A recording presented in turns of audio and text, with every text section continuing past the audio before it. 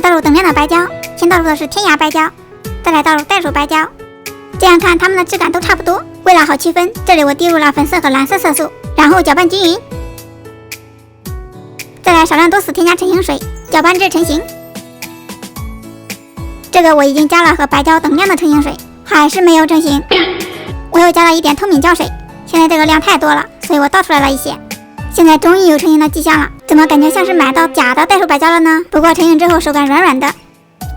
现在要成型天涯白胶啦，瞬间就有成型的迹象了。这个手感很实，声音很清脆。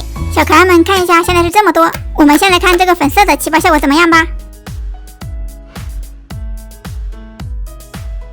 起泡很快，声音很炸耳。这个我起了2分钟，已经开始有点粘手了。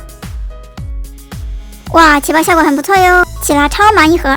现在再来看看这个蓝色的起泡效果怎么样吧。